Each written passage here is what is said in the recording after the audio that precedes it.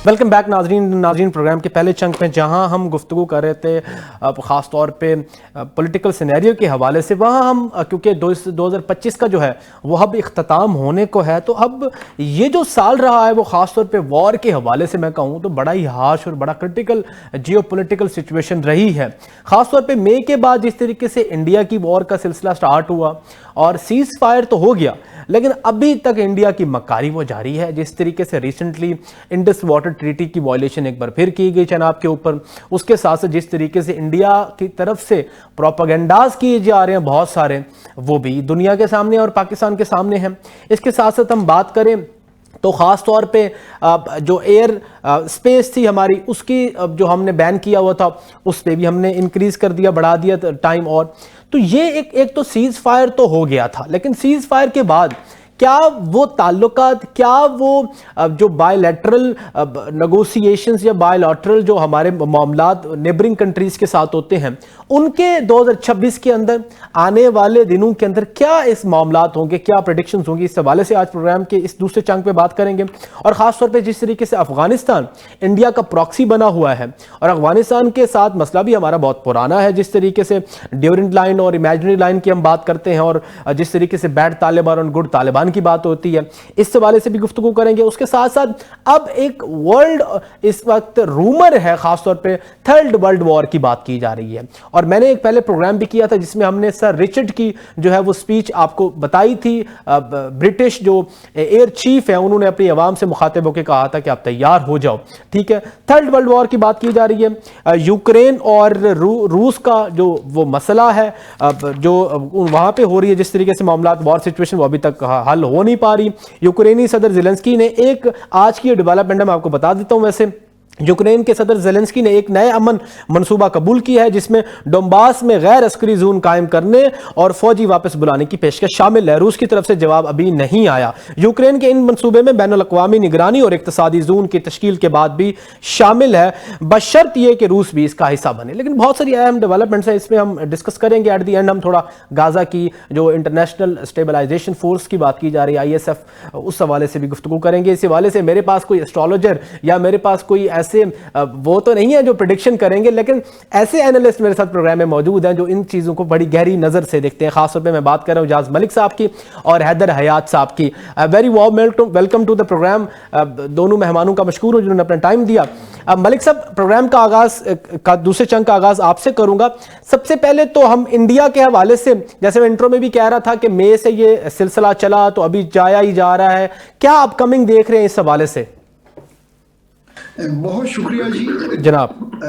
जैसा कि आज हम पूरे 2025 का रीकैप कर रहे हैं, तो इसमें इंडिविजुअल जो आपने एरियाज हाईलाइट किए, उसके साथ एक और चीज़ मैं हाईलाइट करना चाहूँगा कि ये साल मजमूई तौर पर बहुत टर्बुलेंट रहा और ये प्रिडिक्शंस भी थी या फोरकास्टिंग कह लीजिए कि जब प्रेसिडेंट ट्रंप आए तो उनके मिजाज को देखते हुए और इस चीज का इदराक करते हुए कि दुनिया में बहुत सारे कॉन्फ्लिक्ट्स जो है वो किसी ना किसी लेवल पे low intensity conflicts, simmering conflicts वो चल रहे थे, तो उसमें इस बात से कते नज़र कि वो अमन का नारा लगा रहे थे और जो बाइडेन की पॉलिसीज़ को क्रिटिसाइज करते रहे अपनी इलेक्शन कैंपेन में, लेकिन इस चीज़ का सारी दुनिया में जो न्यूट्रल एनालिस्ट थे उनका ये सोचना था कि ये आने वाला वक्त जो है ये ग्लोबली बड़ा टर्बुलेंट रहेगा और ये हमने इसी तरह देखा। ठीक है। तो अब आप आ जाए अगर भारत की तरफ, जी, तो भारत ने खुद एक फॉल्स फ्लैग ऑपरेशन किया और उसके बाद उन्होंने पाकिस्तान पर जो है उन्होंने सिविलियन टारगेट्स पे उन्होंने अटैक किया और उसको उन्होंने एक न्यू नॉर्मल बनाने की कोशिश की। जी, जाहिर है उसको हमारे ऊपर अगरचे बैनुल अक़वामी उस वक्त प्रेशर भी था, लेकिन पाकिस्तान की हुकूमत ने, रियासत ने, मुसल्लह अफवाज ने उन तमाम चीज़ों को सेट असाइड करते हुए एज ए सॉवरेन स्टेट हमने अपनी ऑप्शंस ली, और जब हमने भारत को जवाब दिया तो वो फिर that is part of history कि हमने मोस्टली अपनी एयर पावर एप्लीकेशन से किस तरह भारत को जवाब दिया। अब अगर हम इसको देख लें कि सीज फायर, देखिए सीज फायर्स नॉर्मली जो हैं वो लूजिंग साइड जो होती है, या उस वक्त जंग जब जारी होती है और उसमें जो साइड उस वक्त टाइट कॉर्नर में हो, या जिनके रिसोर्सेज डिप्लीट हो रहे हों, या जिनकी जो है रेड लाइंस क्रॉस हो जाएं, तो वो कुछ सीज फायर के लिए ऑप्ट करते हैं, और उसके दो मकासद होते हैं। ठीक है। अमूमी तौर पे सीज फायर जो है उसको समझा जाता है कि ये एक प्रीएम्बल है उस प्रॉब्लम की रेजोल्यूशन का। लेकिन हमारे केस में अगरचे भारत ने जब हमारी एयरफोर्स ने उनको स्ट्राइक किया तो उसके बाद लॉसेस के बाद उन्होंने सीज फायर की कोशिश की, जिसको वो अभी तक डिनाई करते हैं। जी बिल्कुल। लेकिन जब उनको सीज फायर मिल गया तो ये उनके लिए एक एस्केप रूट था। ये उनकी कोई ऐसी इंटेंट नहीं थी कि इस सीज फायर को एज ए प्लेटफॉर्म या फाउंडेशन हमने यूज करना है to build a better peaceful relationship. ठीक है। तो आप देखिए कि उसके बाद कोई फॉलो अप मुज़ाकरात नहीं हुए, और भारत ने तो सिरे से किसी तरह की सालिसी मानने को इनकार कर दिया।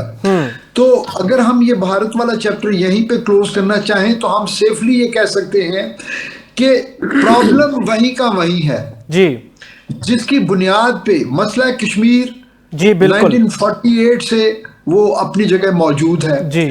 अब उसमें पिछले 2 दहाइयों से बड़ा जो है ना visible cross border terrorism, state sponsored terrorism India की तरफ से पाकिस्तान पे, वो दूसरा बड़ा मसला है।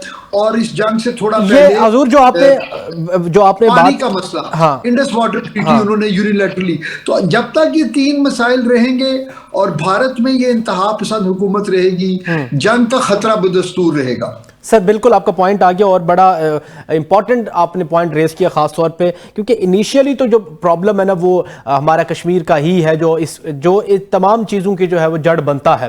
हैदर साहब, आप क्योंकि बहुत ज़्यादा मीडिया अपीयरेंस आपकी भारत के चैनल्स के अंदर है, और आपको हमारी आवाम भी बड़े अच्छे तरीके से देखती है, और एक वीडियो आपकी वायरल भी हुई है। लेकिन अब मुझे एक गुजारिश ये है कि अब जैसे मलिक साहब भी फरमा रहे, एजाज मलिक साहब, कि फॉल्स फ्लैग या जिस तरीके से वहाँ की मीडिया वहाँ पे बकती है या इंतहा पसंद हुकूमत बैठी है, इन तमाम सिनेरियोज में आप क्या अपकमिंग देख रहे हैं सर? बिस्मिल्लाहिर्रहमानिर्रहीम। बहुत शुक्रिया उमर जनाब। देखें, जिस तरह मलिक साहब फरमा रहे थे कि जो मुख्तसर जंग हुई पाकिस्तान और भारत के दरमियान, और उसका रिजल्ट हमने क्या बताना है, सारी दुनिया जानती है कि उसके नताइज क्या है, और पाकिस्तान किस तरीके से अल्हम्दुलिल्लाह उसके अंदर फाते रहा है, और इंडिया जिसको फौरी तौर पर उस जंग से निकलने के लिए सीज फायर की जरूरत थी, अभी वो उसको मान नहीं रहे। लेकिन हकीकत यही है, डोनाल्ड ट्रंप अमेरिकन प्रेसिडेंट बार बार चीख कर कह रहे हैं जी, और वो मेरा ख्याल है कि तकरीबन कोई 5 दर्जन से ज्यादा मरतबा मुख्तलिफ मौकों पर वो इसको बरमला इस चीज का इजहार करते हैं कि उन्होंने ये सीज फायर करवाया, और डेफिनेटली किस साइड के कहने पर करवाया ये भी दुनिया जानती है। बिल्कुल, दुनिया ने खुद कैलकुलेट किया। जंगों का अंजाम जो है वो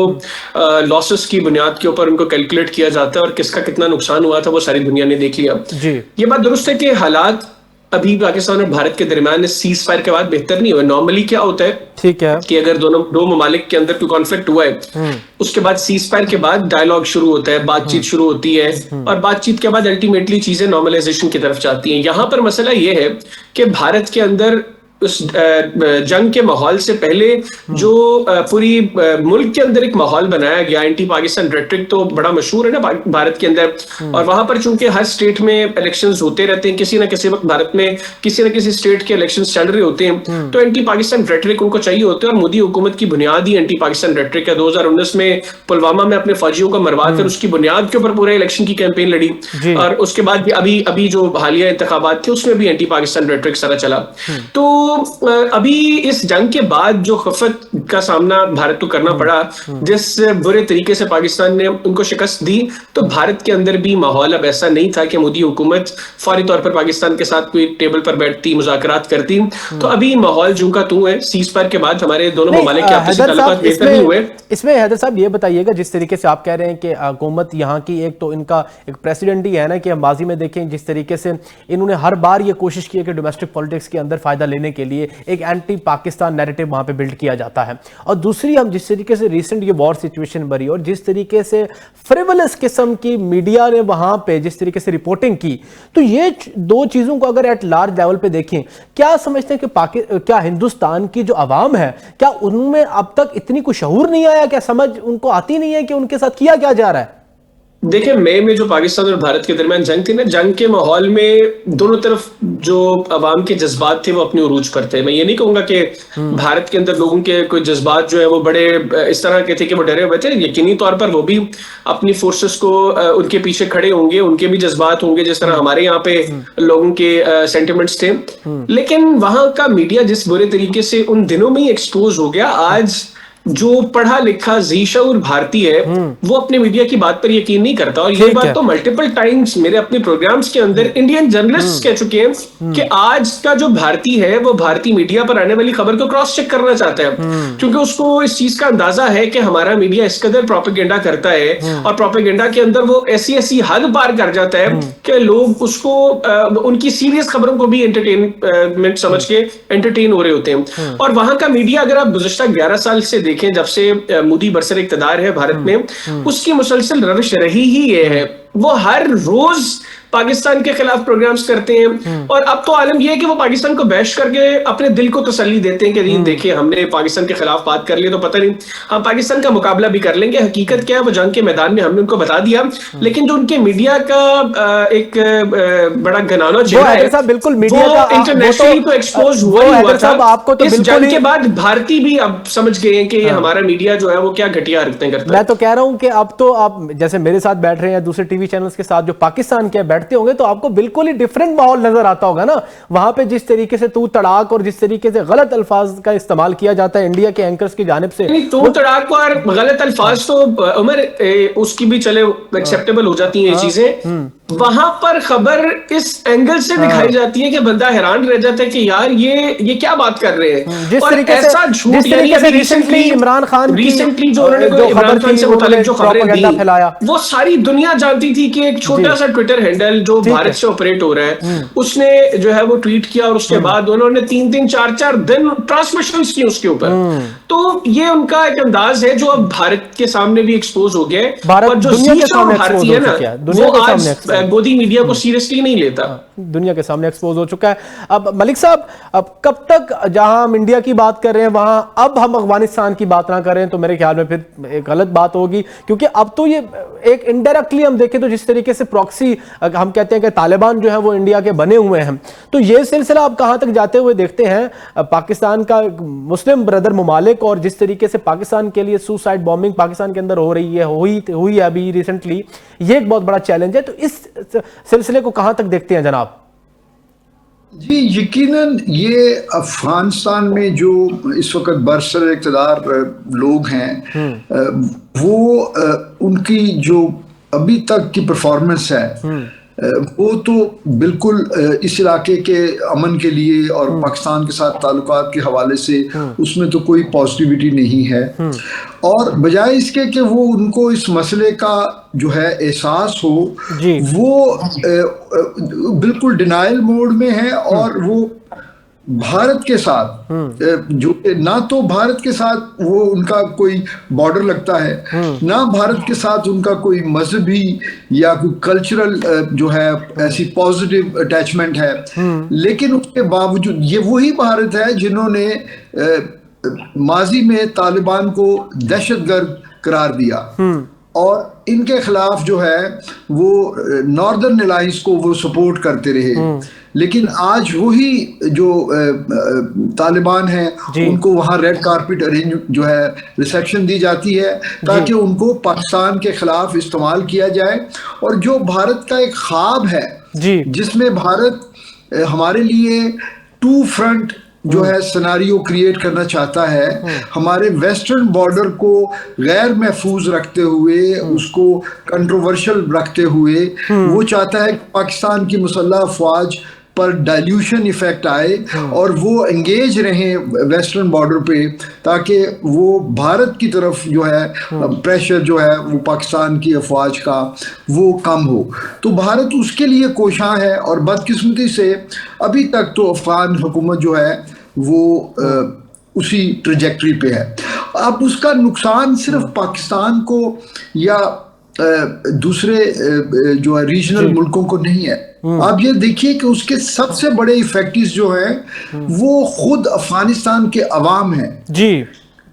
पाकिस्तानी क़यादत जो है बारहा इस चीज को जो है हाईलाइट कर चुकी है कि पीपल टू पीपल कांटेक्ट में पाकिस्तान के लोगों को अफगान भाइयों के साथ कोई मसला नहीं है। और इसका वाज़े सबूत जो है वो हमारी 40 साला जो हॉस्पिटैलिटी है, जिस तरह से हमने अफगान मुहाजिरीन को मिलियंस जो थे यहाँ पे, उनको पाकिस्तान में पनाह दी, उनको रोजगार, सेहत और एजुकेशन के मौके दिए। तो हमारी तो जो हिस्ट्री है वो सारी दुनिया को पता है। शुरू में तो चले आप कह सकते हैं कि जब सोवियत जंग थी तो कोई हमारे लिए कोई इंटरनेशनल डोनर्स भी थे, लेकिन आहिस्ता आहिस्ता तो डोनर्स खत्म हो गए और फिर हमने खुद अपने महदूद वसाइल से अफगानियों को सपोर्ट किया। लेकिन नतीजा क्या निकला कि आज वही अफगानी जो हैं वो भारतीय नैरेटिव का शिकार होते हुए वो तकरीबन हमारे साथ फ्रेंडली तो कभी भी नहीं रहे, टू बी ऑनेस्ट मलिक साहब। ठीक है, लेकिन अब तो वो जो है ना नॉन फ्रेंडली से भी आगे होते हुए वो हॉस्टिलिटी की तरफ चले गए, जिसके जवाब में मजबूरन पाकिस्तान को रिटेलिएट करना पड़ रहा है और हम रिटेलिएट बिल्कुल कर रहे हैं। मैं मलिक साहब इसी पे थोड़ा सा हैदर से भी पॉइंट ऑफ व्यू ले लेते हैं सर। अब हैदर साहब इसमें थोड़ा ये बताइएगा, जिस तरीके से ऑस्ट्रेलिया में अभी सिडनी में जिस तरीके से इंसिडेंट हुआ और भारत ने वहां पर भी हमारे मुस्लिम ब्रदर्स को जो है वो इस्तेमाल किया, वहां पे एक्सपोज हुए पासपोर्ट्स जो है वो इंडिया के निकले, नाम क्योंकि वो मुस्लिम्स के थे तो इस वजह से पहले एक तासुर दुनिया में क्रिएट भारत ने किया कि वो उनके ताने बाने पाकिस्तान से मिलते हैं। दूसरी जानिब अफगान तालिबान को भी इस्तेमाल किया जा रहा है। ये प्लानिंग पाकिस्तान के खिलाफ जिस तरीके से हिंदुस्तान कर रहा है सर, तो ये कब तक हमें फेस करना पड़ेगा? और अब एक्सपोज होते होते दुनिया को भी तो अब तो नजर आ रहे हैं चीजें सर। इस हवाले से क्या कहते हैं आप? देखिए, दुनिया ने तो भारत के ये मकरू चेहरा देखना शुरू कर दिया और दुनिया के सामने भारत बुरी तरह एक्सपोज हो गया है। मुझे बहुत से लोग ये कहते हैं जी कि भारत जो है वो बगैर किसी तहकीक के भारतीय मीडिया खबरें चलाता है, लेकिन मेरा इसके ऊपर पॉइंट ऑफ व्यू थोड़ा डिफरेंट है।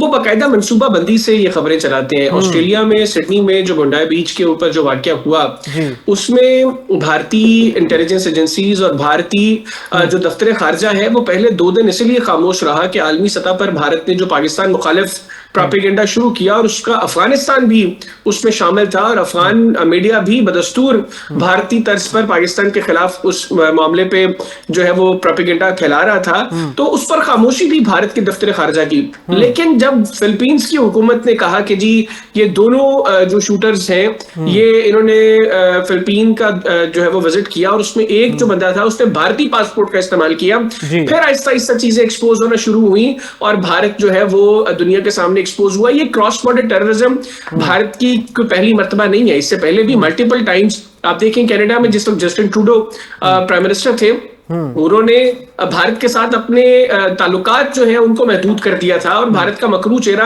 तब भी उन्होंने बेनकाब किया था। अमेरिका में जब उन्होंने एक खालिस्तानी रहनुमा का जो है वो उसकी असैसिनेशन की कोशिश की तो अमेरिका से भी भारत मुखालिफ आवाजें उठी थी और दुनिया ने वहां पर भी भारत का मकरू चेहरा देखा था। पाकिस्तान में तो कई दहाइयों से भारत क्रॉस बॉर्डर टेररिज्म कर रहा है, लेकिन पाकिस्तान जब दुनिया को बताता था तो हम शायद हमारा तरीका दुरुस्त नहीं था। अब दुनिया खुद फेस कर रही है, यूरोप के अंदर भारत क्रॉस बॉर्डर टेररिज्म करता रहा है।